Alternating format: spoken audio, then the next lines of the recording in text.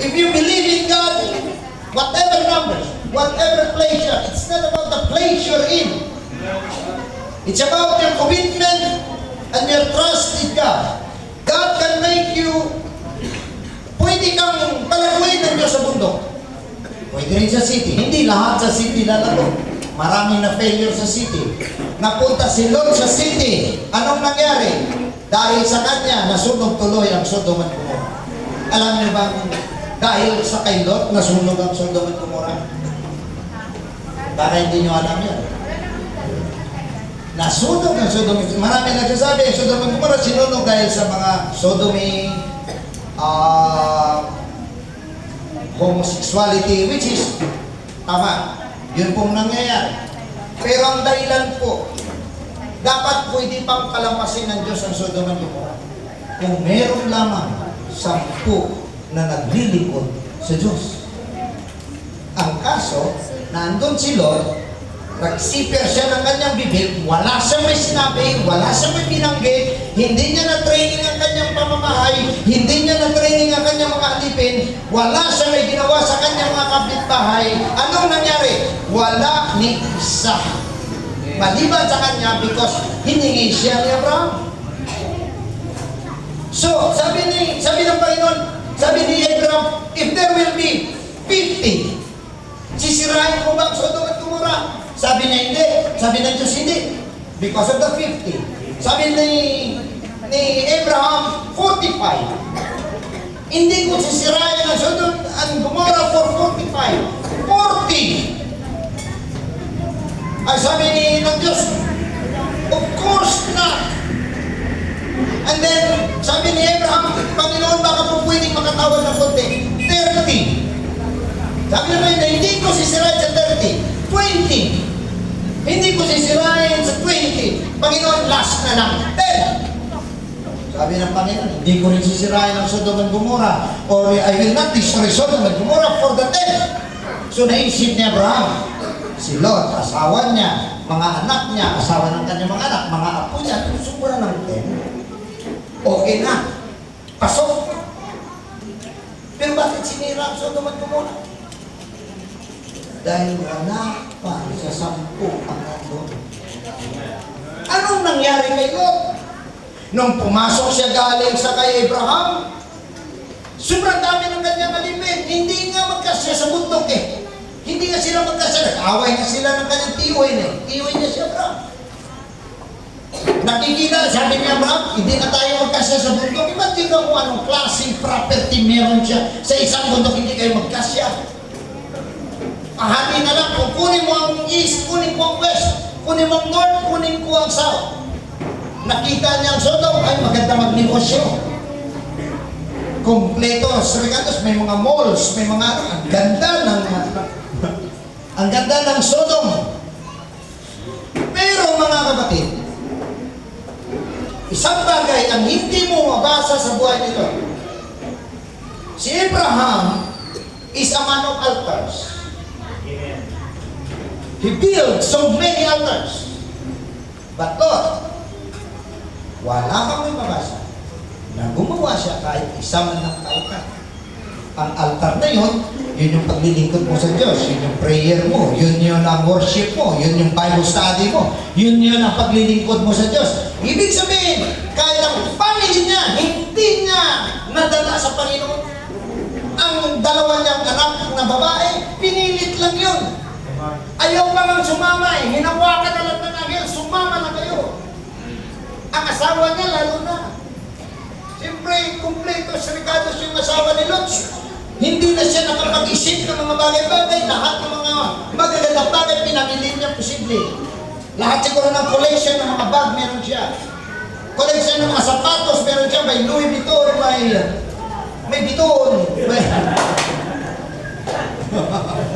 Kumpleto, Srigatos. Palagi sa Hong Kong. Palagi sa MUA. Sa BGC. Doon siya palagi nag-iikot. Pero anong nangyari? Ni Katiting, wala siyang may nadala. Lahat natupok sa apoy. Ang lahat ng pinaghirapan ni Lot, nakasama niya si Abraham, naubos. kapatid, it is not the place where you are. It is not the situation where you are. It is your commitment, your connection, and your trust in God. Marami pong mga bagay na hindi po natin maintindihan. Pero si Abraham ay patuloy na nabibless sa taas ng bundok. Maraming nagsasabi, gusto ko ng lungsod. Meron pa akong narinig dati na pastor. Sabi niya, pastor, pangit naman yung lugar. Sabi niya, ang layo sa kabiyasingan, ang layo sa mga sasakyan. Kahit man lang sana na malapit-lapit sa mga 7-Eleven. Wow. May kondisyon pa. When I started the ministry, wala akong may nilatag na kondisyon sa Diyos. Wala akong may nilatag kung saan lugar. Kung saan ako dating, doon ako. Dahil ako'y naniniwala, hindi dahil sa akin ang paglago. Partly, of course, the pastor should have their own effort. Dapat mayroon din pagsisikap ang pastor. Dapat nag-aaral din ang pastor. Dapat nagtatrabaho din ang pastor. Pero kalahati lang yun. If God is not with you, hindi ka mag-improve. Hindi ka maging successful. So you need to have God, and you need also to have yourself na nakakumit ka na mag-improve. Mag-aral. Mag-commit ka na ang buhay mo ay mapagamit mo sa Panginoon. And so mga kapatid, sa hapon na ito, hindi ako lalayo sa inyo. Dahil when I try to read your verse, it's very simple. It's very simple. Just declare the glory of God. And which is very important in our time. Kagaya niyan, ang dahilan kung bakit natubok ang Sodom at Gomorrah, dahil walang may nag-declare. Nakontento sila na umupo doon sa may gate. Dahil maganda buhay, lahat ng bagay meron siya, nakontento siya. And so, wala na siyang time to evangelize, wala siyang time to share the word of God, ni wala siyang time para tipunin ang kanyang pamilya at pag-usapan at gumawa ng altar, maghandog sa Diyos. Samantala, alam niya na hindi dahil magaling siya, kaya siya na-bless. Na-bless siya because Abraham was with him, and Abraham is very connected to God. Abraham has a commitment to God. So, hindi siya nag-pray. Akala niya okay na siya. Pagdating niya sa Sodom at Gomorrah, ubos lahat. Wala may naiwan. Imagine ka, tumatakbo siya. Kumbaga, ang dala niya lang, sarili niya lang. So, nawala lahat. Kaya nga, mga kapatid, tandaan ko natin ito. Kahit i-bless ka ng Panginoon, may purpose ang Diyos. Bakit ka na-bless? Amen. You have to do the purpose of God.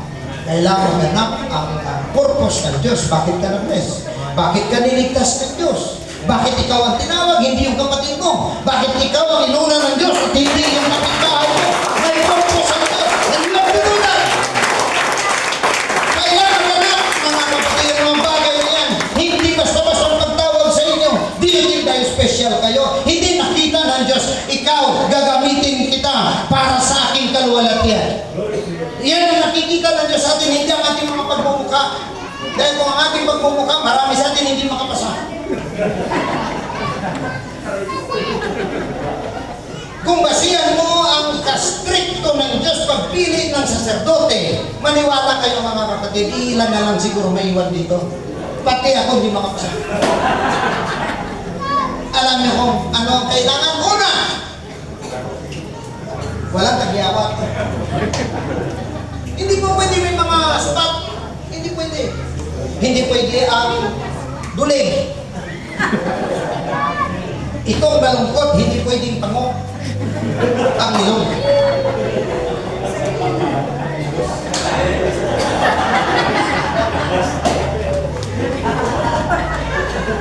Dalas-dalasan natin ang ganito.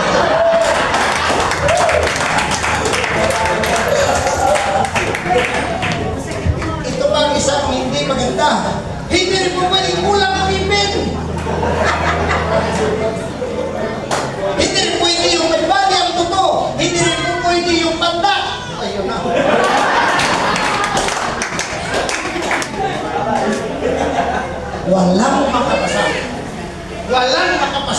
kung yun lang ang basihan. Salamat sa ating Panginoon. Hindi kayo importante. Hallelujah! The heart is more important to God. He is not a respecter of person. Kahit sino ka man, may pera man ang bulsa mo ngayon o wala, it doesn't matter. It doesn't matter. Hallelujah! Praise the Lord. Kaya mga kapatid, isang bagay ang dapat natin gawin. Ang may mga bagay na sinasabi ang Diyos na dapat hindi natin baliwalain. Alam niyo ba mga kapatid, kung sa simpleng pagkaunawa natin ng declare, pag walang may nag-declare, mauubos ang totoong mananampalataya. Dahil tatanda po tayo, if we do not share, ubos. Walang may magpapatuloy. So we need to declare. Kaya nga mga kapatid, ang aking minsan, hindi ako nalayo. I just give this title, Just Tell Them. Just tell them. To convert people is not our job. It's God's job. Our job is to preach the gospel. Just tell them. Just tell them. Dahil ang puso na naghahanap sa Diyos, hahanap ng paraan para sumunod sa Diyos. Praise the Lord.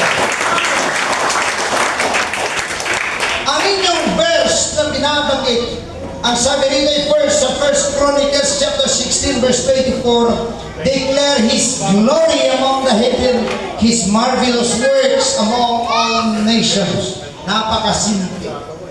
Kaya binigyan natin ng pamunawa, napakasimple. But we will ask God to bless our mind and our heart today and this afternoon, that God will reveal to us a much deeper understanding of what God wants us to declare. And how God wants us to declare. How and what. And let us bow our heads for a moment. Let us ask God. In the name of the Lord Jesus Christ, O Lord God, You are the Father in the heavens. Ikaw ang nagtawag sa amin. Ikaw ang nagtipon sa amin. Salamat sa ganitong pagkakataon, Lord, na nandito kami sa iyong dakong banal. Ikaw, Lord, ang mag-bless sa bawat isip, bawat puso, na tatanggap ang iyong mga salita. Ipadala mo ang iyong banal na Espiritu upang magiging guru namin, Panginoon, upang magturo sa amin ng tamang pangunawa at tamang landas na aming susundan. Ikaw, Panginoon, mag-bless sa aming mga mahal na bisita ngayon, maging sa bawat kapatiran at sa kapwa mga ministers, pastors, and workers. I pray, God, for your anointing in the name of Jesus Christ. Amen. Praise the Lord.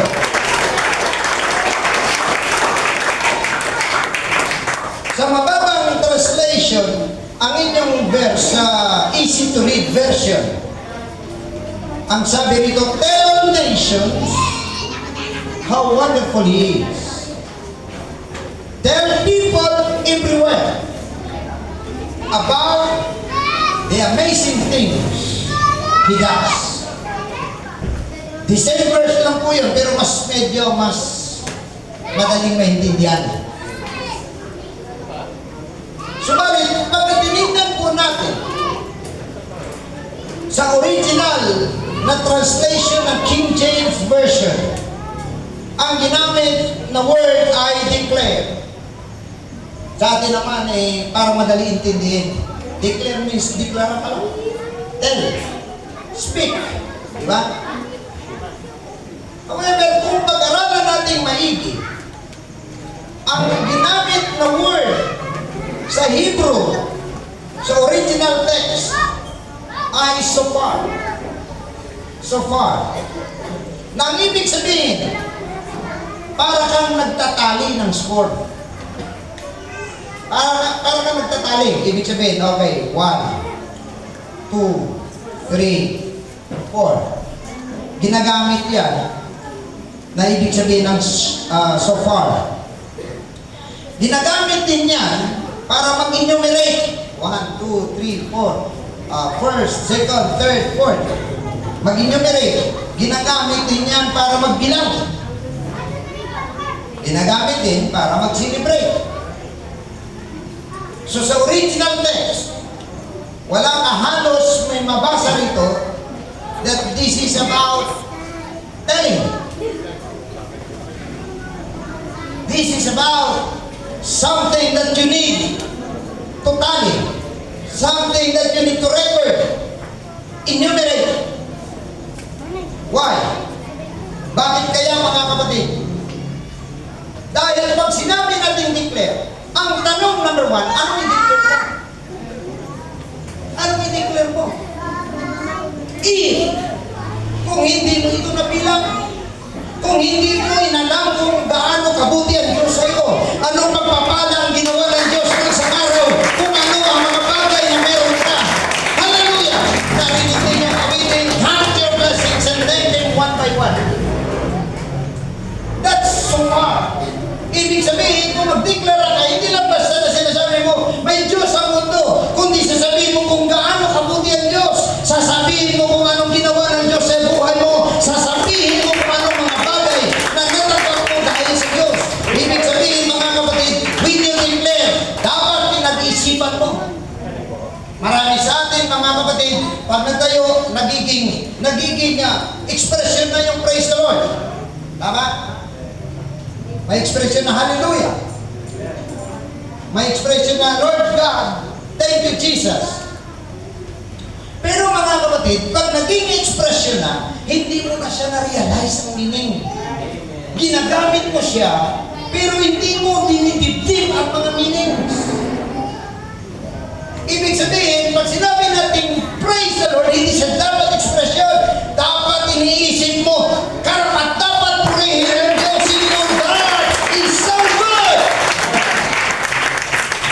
Hindi lang basta sabi, everybody say praise the Lord, nagiging expression. Pero mga kapatid, pag sinabi mo praise the Lord, sa Tagalog, purihin ng Diyos.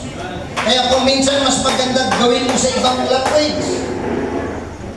Dahil mas lalo, kagaya for example na ng word na born again. Ang born again na word, pag sa English, parang adulterated. Tama? Parang ang dami ng parang wala na. Walang halaga, ang meaning niya mababaw. Pag sinabi mo na ganyan, ang iba nag-iisip pa na ito'y religion, ito'y denominasyon, ito'y fellowship, ito'y pangalan ng church. Kahit na kung minsan nga, ang mga sa Catholic Church, kung meron na tayong mga kaibigan dito na Catholic, karamihan yan ang tanong nila, anong church niyo? Hindi kayo Catholic, hindi po. Born again ba kayo? Diba yan ang tanong? Minsan tanongin mo rin siya, kayo po ba? Hindi po kayo born again? Ay, hindi po, Catholic po kami. Ay, iba naman sabi, ay, hindi po, Baptist po kami. Ay, iba naman magsasabi, ay, hindi po, Salvadista po kami. Hindi nila naintindihan. Hindi nila naintindihan na kung hindi ka ma-born again, hindi ka makapasok sa langit. Sabi ng ating Panginoon, except a man be born again, he cannot see the kingdom of God. And when Nicodemus asked, how can a man be born when he is old? Jesus just straightly answered him, except a man be born of water and of the Spirit, he cannot enter into the kingdom of God. Kaya kung itagalog mo, nagbabago ang meaning ang pagkatanggap mo sa word. Maliban na ikay ipanganak muli. O, di ba nagbabago? Iba yung pakiramdam mo. Maliban na ikay ipanganak muli. Dahil adulterated yung word. Sa sobrang familiar na tayo sa mga salita, over-familiarization is also not good. It's good to familiarize things, but over-familiarization ay hindi rin maganda. Yung pagsasama na over-familiar na kayong dalawa, hindi na rin maganda kung minsan. Familiarity, sabi pa kanila, bridge builder. Ibig sabihin, magsama-sama kayo sa bahay o sa una, magkakabarkada pa lang kayo, magkakaibigan kayo, maya-maya nagsisilipan na, maya-maya nagbibilangan na, hanggang darating ang araw, nakikita na nila lahat ng kasawayan mo, wala siyang may nakitang mabuti sa iyo. Because we are so familiar. And sometimes ito pang malungkot, over-familiar na rin tayo sa mga services ng church. Na wala na itong halaga sa atin ang pagpunta sa bahay ng Diyos. Hindi na mahalaga yung ano man ang ginagawa mo. Sometimes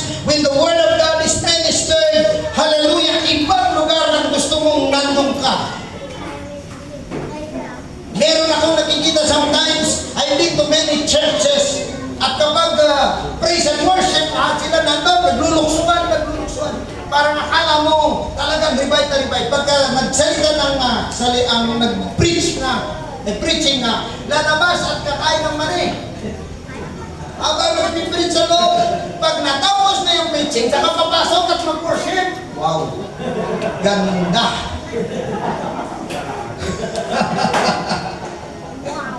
Na-miss niya ang pinakamahalagang bagay. Praise the Lord. That is over familiarity. Kaya nga mga kapatid, pag pumasok kayo sa bahay ng Diyos, kahit ano man yan ang itsura, maganda man yan o hindi, mga kapatid, put respect on the house of God. Give respect on the word of God. And in the presence of the Lord. Hallelujah. Kaya nga pagpasok mo, dapat ang puso mo nakahanda. Nandun ka pa lang sa bahay mo, nakahanda na sa pagpunta sa bahay ng Diyos. Praise God. Kaya nga, ang mga bagay na ito, kailangan maintindihan natin. When we declare things, it must be about the things that God has done to you. Bibilangin mo. Marami tayong reklamo sa Diyos. Pero ang solusyon, huwag kang tumingin doon sa mga kakulangan. Tumingin ka sa mga bagay na binigay na sa iyo ng Diyos. Praise God! Meron isang bata na may problem siya doon sa Italy. May problem siya. May problem siya sa hearing and may problem siya sa parang ADHD, something like that. Attention deficiency. At ayaw niya na, parang nagre-reveal din siya. So nagkausap kami. At naisip niya, bakit daw binigyan siya ng Diyos ng ganyan klaseng bagay. So kasama ang mama niya, nag-usap kami. Sabi ko, hindi ko ba alam?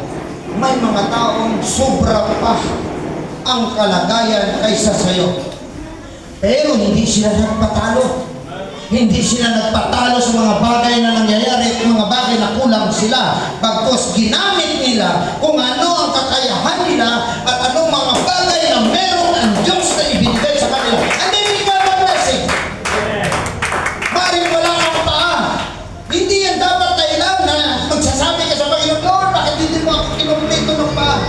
In fact, kahit sa akin mga kapatid, sometimes bilang isang natanong ko minsan ng ating Panginoon. Sabi ko, Panginoon, di ba alam mo, mula pagkabata pa lang, pagkapanganak pa lang, one conception, alam mo na, napipiliin mo ako. Bakit hindi mo ako binigyan ng magandang boses? Diba? Dahil maganda naman sana ako. Diba? Parang boses, radyo ka. Kahit kung inyong pakinggan ako ang boses ko mismo, pag pinakinggan ko, parang ako nahiya. Pero hindi yan dahilan. Minsan ang dami natin mga reklamo, kulang ako, hindi ako wala akong alam sa ganyan. Hindi yan dapat maging dahilan, mga kapatid, na hindi ko tayo magamit ng ating Panginoon. Praise God! So pinakita ko sa kanya, kahit ganyan, ipakita mo na meron kang magagawa para sa Panginoon. Hallelujah! Kung hindi ka magaling kumanta, huwag kang mamilit doon. At baka maagang dismissal lang yun. Ipilit mo talaga maantin mo. Makauwi na ka, makapahinga. Kung iba, alam niyo iba-ibang gift, meron tayo. Meron iba na ang gift ay para mag-evangelize. Merong ang gift, magyaya ng bisita. Alam niyo ba pagyaya ng bisita, gift din? Gift din yun. Hindi yung basta-basta dahil may mga tao na hindi talaga marunong magdala ng bisita. Yung, ano yan ba siya? Next time na lang, Lord. Tatandaan ko yan. Tatandaan ko. pagka nakasalubong ka, ay, kagadagan ng galer. Baka pwede ka, sama ka sa church namin. Ang galing nila magsalita. Ngayon, kung hindi naman yan ang gift mo, alamin mo kung anong gift mo, dahil meron ka talaga. Ang galing yung meron talaga kahit silent type ka, meron talaga, baka ang gift mo, prayer. Kasi kung hindi ka naman magaling magsalita, hindi ka magaling sa tao, introvert ka na tayo, pwedeng sa loob ka na lang ng bato. Tamang-tama yan ang introvert, para sa prayer talaga yan. Kasi sabi nga ng Panginoon, isara mo pa closet mo eh. Diba? Ikaw na lang talaga mag-isa to. Pero may nagagawa ka. At sa mga bagay na yan, nagiging intercessor ka. Hindi mo alam, may mga tao na makahirap. Praise the Lord. Sometimes may mga nag-i-evangelize, hirap na hirap sila magdala ng isang kaluluwa sa Panginoon. Parang kahit ano, naubos ng Genesis to Revelation, wala pa rin reaction. Naubos ng lahat ng plan of salvation. Nakaisang daan ka ng ulit ng Acts 2:38, wala pa rin reaction. Pero bandang muli magtataka sila, bakit kaya nagbago siya? Hindi niya alam, itong introvert na ito, nakaluhod pala sa loob ng bahay, yung pala lumihiling para sa isang kaluluwa.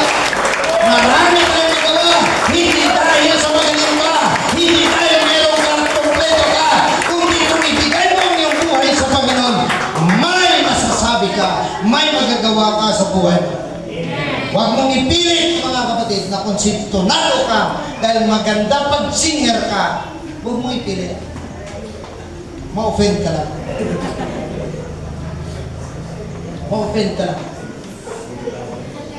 Siyempre, ang iba dahil nagtitimpi. Parang gusto ka lang. Nabulong-bulungan sa likod. Bakit ito napakanda? Nasisira, hindi na ako wala sa tulog. Pag narinig mo, ma-offend ka, di ba? So, huwag mong ipilit. Hanapin mo kung ano, kung ang skills mo ay para mag-ano sa tao. Dahil kailangan natin sa church, minsan yung marunong mag-accommodate. Hindi lang basta-basta na gift din yun eh. Yung magpasok ang tao, may kakausap at dadalhin sa kanilang upuan. Gift din yun. Kaya mga kapatid, ang mga bagay-bagay na yan, para makita mo how good is God, ilista mo ang mga bagay na ginawa na ng Diyos sa buhay mo. Kung minsan marami kang tanong sa Diyos, naubos ng lakas mo, pagod ka na, huwag kang mag-dwell doon sa mga bagay na negatibo sa buhay mo. Ang isipin mo, tingnan na lang ang buhay mo, buhay ka pa, ang iba nasa simulator na. Diba? Pagkagising mo sa umaga, pasalamat ka dahil libo-libo hindi nakagising nung umaga na yan. O diba, gift na yun? Gift na yun ng Diyos.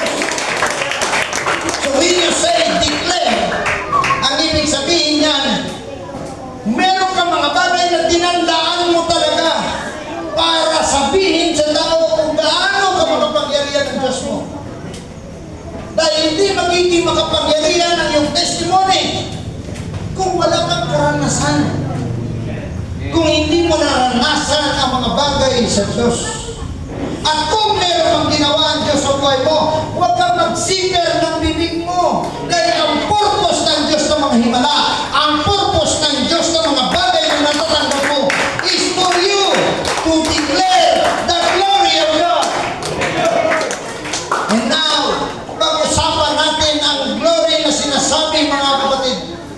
Dahil sa buong chapter, sa kalahati ng chapter na ito, gumamit ang chapter na ito ng glory, ng word, na parang iisa lang. Pero kapag titingnan mo talaga, ang glory dito, may tatlong klaseng word ang ginamit. Nauna, isa na rito ay ang sa 1 Chronicles 16:27.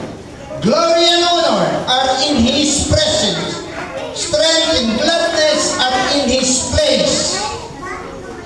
Ang word na ginamit dito ay hold. Ang ibig sabihin, about beauty, comeliness, excellency, glory, good, honor, majesty. Ito yung word na ito, ang ginamit dito.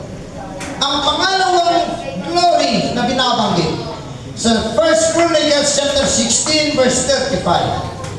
And say ye, save us, O God, of our salvation, and gather us together, and deliver us from the hidden, that we may give thanks to thy holy name, and glory in thy praise. Ang glory na ginamit dito ay Shabbat, na ang ibig sabihin, to properly address in a loud voice. That is loud, as in loud. Na ang ibig sabihin nito is to commend, to praise, in private. So ibig sabihin, iba ang tinutukoy ng tinatawag na glory dito. It is isang bagay na binibigay mo sa Diyos. You commend God. You give praise to God. Shouting with a loud voice. At ang pangatlo, at yun ang ginamit sa verse na ito, in verse 24, ay ang word na dito sa ating verse. Ang pinaka-verse natin, declare His glory, this glory, among the hidden, His marvelous works among all nations. Ang word na ginamit dito, mga kapatid, kabod. Kabod. If you hear the word ikabod, ikabod means sinumpa ng Diyos. Ang ikabod, the glory of God departed, yun po yung meaning ng ikabod. Pero, itong positive, yan ang negative. Ang positive na is kabod. Ang ibig sabihin ito ng kabod, mga kapatid, bigyan mo ng diin, bigyan mo ng weight ang iyong mga sinasabi at ang iyong mga bagay na pinapatungkol mo sa Diyos, bigyan mo ng pansin. Ibig sabihin, bigyan mo siya ng substance. Hindi lang siya basta word. Hindi lang basta sigaw. May substance. However, galing ang word na ito, mga kapatid, para maintindihan natin kung gaano kabigat. This is the positive side of kabod, or yung glory na tinatawag. Pero galing din ito sa pinaka masamang root word. Ang root word na masama na galing siya ay kabad. Ibad na talaga, kabad sa'yo. Ang isang word niya ay kabed. Kabed or kabad. Ang ibig sabihin nito, sobra kang nalungkot, mabigat ang iyong puso, mabigat ang buhay, mabigat ang nararamdaman, parang hindi ka makaaulaw. Makita ninyo ang ganong emotion. Ang tinutukoy rito, yung ganong emotion sa negative, dapat ganong emotion on the other side, positive naman dapat kung gaano ka kadiin sa ganitong mga bagay na naramdaman mo. Kapag nagbigay ka ng glory ng Diyos, dapat mas ganon din ang emotion na ibigay mo. But on the positive side, ibig sabihin, on the praise side, parang kung gaano katindi, di ba nakita niyo, pag may problema ka, matindi ang prayer. Napunan niyo. Pag wala kang problema, parang wala kang gana mag-pray. Tama po ba? Kaya baguhin niyo yun. Kasi ang isang gusto ng Diyos, magiging prayerful tayo. So kung ang nagpapagawa sa iyo na maging prayerful, problema, iyan ang problema mo. Dahil padalhan ka na ng problema. Kasi mas maigi pa sa Panginoon na mahirap ang buhay mo basta lagi kang nakakonek sa Kanya, lagi kang nakaluhod sa Kanya, mas gusto ng Diyos yun. Kaysa marami ang buhay mo, malayo ka naman. Wala ka, hindi mo naalala ang Diyos. Pero ito, mga kapatid, napunan niyo ba na kung may sakit ka, malalim ang iyong prayer. Ang gusto ng ating Panginoon, kung gaano kalalim ang prayer kapatid, dapat ganun din kalalim ang prayer mo. Kahit maganda buhay mo, kahit maayos ang iyong kalagayan, at kahit wala kang problema, dapat ganun pa rin.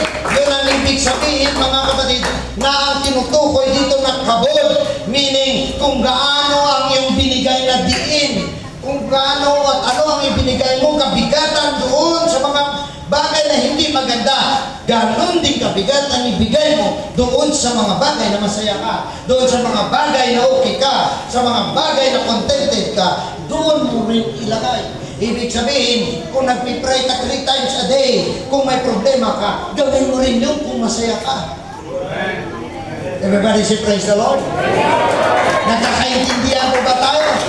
Ibig sabihin, mga kapatid, when you do the declaration about God, it's about what God has done in your life and give weight on it. Bigyan mo ng diin at bigat para maluwalhati ang Diyos. Alam ninyo, mga kapatid, nasa expression din natin ang bagay na tinatanggap ng taong nakarinig. Tama po ba? For example, nagsasabi ka na masaya ka dahil sa Panginoon, pero wala kang ekspresyon. Alam ninyo, mga kapatid, ako po'y masaya sa kabutihan ng Diyos. Hindi ko po ma-explain ang kasiyahan. Talaga yung nakakumbinsi ka? Di ba hindi? O hindi ang nakakarinig sa'yo, parang magkakapag-masaya ba siya talaga? Di ba? Hindi rin po pwede magsabi nga, alam niyo na po na ako ng kalungkutan, bro. Medyo mga kapatid, nakuha ko ng kalungkutan talaga. Talaga masama ako. Hindi kasi naka ng ulo. Ibig sabihin, mga kapatid, kapag kayo ay mag-share, mag-declare ng kabutihan ng Diyos, dibdibin nyo. Ibig sabihin, ang karanasan nyo, ilagay ninyo dyan. Ang inyong naramdaman sa Panginoon, pag sinabi nyo that God is good, may diin. Kagaya lang yan sa mga awitin. Kung minsan naawit lang tayo sa mga kung ano-anong klase ng awit, pero subukan mo na kapag umawit ka, ang mga lyrics, intindihin mo, ilagay mo sa isip mo, sa puso mo, magbabago ang tingin mo, magbabago ang awitin mo. Maraming mga quotes sa mga music nagsasabi, bakit parang wala kang emosyon, wala ang puso mo? Bakit kahit pala magaling kang kumanta, kung ang puso mo wala doon? Walang buhay. Sa mga musician dyan, ako hindi naman ako musikero, pero yan, narinig ko lang. Pero paring totoo yun. Kasi may mga taong kahit nasintonado pero ramdam mo, minsan ang diin. So ang gusto ng ating Panginoon, hindi lang basta magsabi tayo na may Diyos ang mundong ito, ipahayag mo kung gaano ka makapangyarihan ng Diyos na ito. Ipahayag mo paano magagawa ng Diyos na ito, mga kapatid. At tandaan ninyo, mas marami po yung glory about sa whole 24 times lamang mabasa sa King James Version. Ang word na Shabbat, na glory, 11 times lang. Pero ang kabod, more than 200 times. Ibig sabihin, mas ang gusto ng Diyos, simple lamang. Huwag kang magpuri sa bibig. Huwag kang magpuri sa Diyos at magdeklara ng mga bagay sa Diyos na sa bibig lang. Isama mo ang puso mo. Isama mo ang naramdaman mo. Isama mo ang pagmamahal mo. Isama mo ang pagtitin sa mga bagay na meron ng ating Panginoon. Kung kaya, mga kapatid, when God wants us to declare, hindi lamang itong mga bagay na nagawa ng ating Panginoon, kundi kailangan din maintindihan ng mundong ito na kung sino ang Diyos na nag-iisa. Kailangan din nilang malaman kung paano sila makapasok sa langit. Kailangan nila malaman ang good news. Amen. Because kung ang good news ay hindi makarating sa kanila, darating ang araw, lilipulin na lang sila ng bad news. At sabi nga ng Biblia, pamilya, mabigla na lamang sila, kagaya ng mga tao sa panahon ni Noah na wala silang pakialam. They drink, they marry, they party until the flood reached in their knees, in their houses, covered them, and drown all of them. Nabigla lang sila. Kaya nga po mga kapatid, hindi po basta-basta ang mga bagay na basta mo lang, sabi nga ng Bible, ingatan mo kung anong mga sinasabi mo sa Panginoon. Dahil ang gusto ng ating Panginoon, hindi lamang yung mga bibig ang nagpupuri, mga puso mismo. Ang puso mismo ang nagpupuri sa Diyos. Hallelujah! Kaya nga mga minamahal, ang sinasabi na declare dito, ibahin lang natin. Mga kapatid, hindi lang ito basta sabihin lang natin sa tao na may Diyos sa mundong ito. Dapat mayroon kang karanasan sa Panginoon na ito. At sabi mo, alam mo ba dati ako'y masama din. Alam mo ba dati ako'y lasinggero din. Ako ay dating sugaro din. Pero nung binago ako ng Diyos, dati akong masama. Ngayon, ang gusto ko na lang ay ang pagpupuri sa Diyos. Makita at marinig ng tao yan. Maramdaman nila ang kapangyarihan na nagbago sa iyo. At ang kanilang desisyon, susubukan ko nga. Hallelujah! Ang ating church dito sa Nasugbo, kung gawin natin yan, I believe God will increase not just blessing, but your numbers. Why? Dahil marami sa mga tao ngayon hopeless. Hindi nila alam. Hirap na hirap sa kalagayan and be the light. Be the light. Ikaw dapat ang magbigay sa kanila ng pag-asa. Ikaw ang tinawag ng Diyos. Hindi ikaw dapat ang kabigat sa buhay nila. Ikaw dapat ang magpagaan sa buhay nila. Praise the Lord. At alam niyo ba mga kapatid, bago tayo magtapos, may babasahin lang akong poetic arrangement ng verses ng ating binasa. Alam niyo ba ang pagkakataong ito ay nagpasalamat si David dahil ang kaban ng Diyos ay dumating sa Jerusalem. Kaya sumayaw siya dyan. Ito ngayon mga kapatid, basahin ko sa inyo kung bakit kailangan natin at kung paano ba tayo tumawag at magpuri sa Panginoon. Pakinggan ninyo ito. Dahil ito'y hango sa isang version ng Tagalog Bible na merong parang poetic.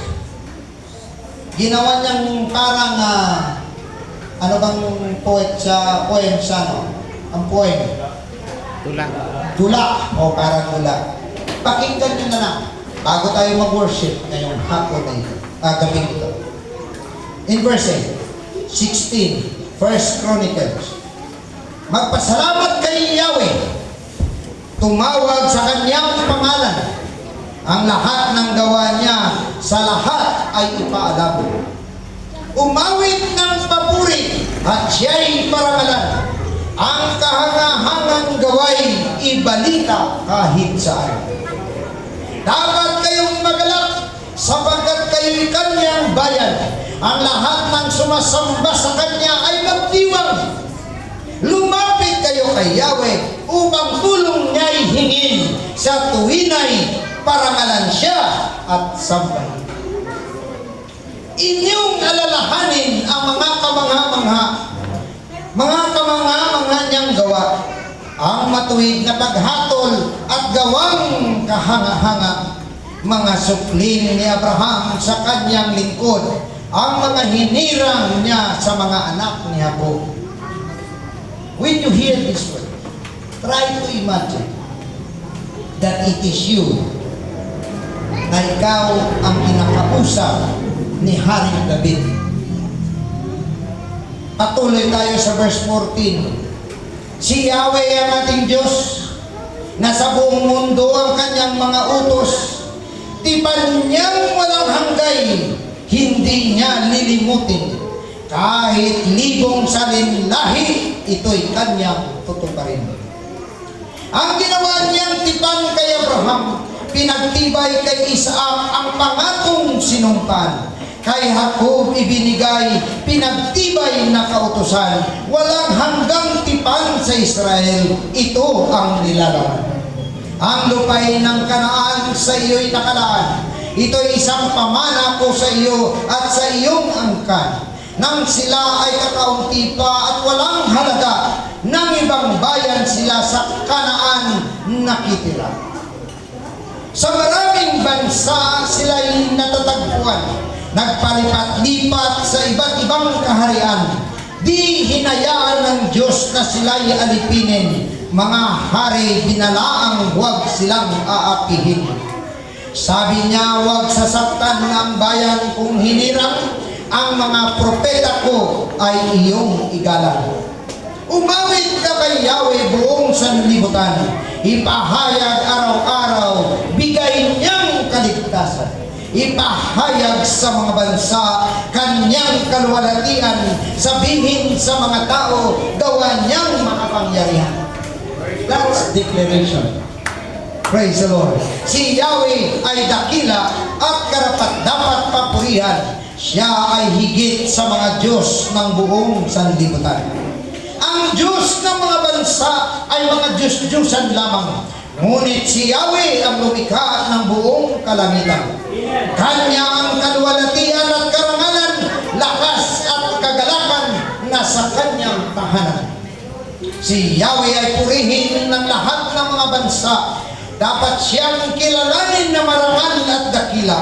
Kilalanin ng lahat, maluwalhati niyang pangalan. Bawat isa'y lumapit at siya ay handugan. Sambahin si Yahweh sa diwa ng kabanalan. Sa harap niya ay gumalang ang lahat ng mga bansa. Ang sandigan ng daigdig ay matibay niyang ginawa. Magalak ang kalangitan, ang daigdig ay matuwa. Si Yahweh ay naghahari, ganito ang balita. Magpuri ang karagatan at ang lahat ng naroon. Ang lahat sa kabukiran ay magpuri kay Yahweh. Umawit ang mga punong kahoy na nasa kagubatan sa pagdating ni Yahweh upang lahat ay hapulan. Kahit puno hindi accepted. How much more tayo? Purihin si Yahweh sa kanyang kabutihan. Pag-ibig niya'y tunay, laging tapat kailanman. Sabihin ding, iligtas mo kami, O Diyos ng aming kaligtasan. Tipunin mo kami ngayon at iligtas sa kalalaban upang aming pasalamatan ang banal mong pangalan at purihin ka sa iyong kaluwalhatian. Purihin si Yahweh, ang Diyos ng Israel. Purihin siya ngayon at magpakailanman. Hallelujah! May dahilan kung bakit mo i-share ang salita ng Diyos. May dahilan kung bakit mo isigaw ang kapurihan sa dakilang pangalan ng Diyos. Hallelujah! Somebody needs to declare the goodness of God. Somebody should hear. Hallelujah! They need the salvation. They need to be baptized in the name of Jesus Christ. They need to receive the Holy Ghost. Somebody should hear that the Holy Ghost is here right now. That the Holy Ghost is still available right now. Hallelujah! Ikaw ang magdadala ng balitang yan. Let it be declared. Hallelujah! Ideklara mo yan sa iyong kaibigan. Sasabihin mo yan sa iyong pamilya. Sabihin mo yan sa mga mahal na sa buhay. Sabihin mo sa iyong kaibigan. Sabihin mo sa iyong kasamahan sa trabaho. Hallelujah! Kaya sa hapon na ito at sa gabi nito, walang dahilan na hindi natin purihin ang Diyos. Hallelujah! Pinakita ng ating Panginoon ang kanyang kabutihan, ang kanyang kapangyarihan. Hallelujah! Pwede ba natin purihin ang Diyos?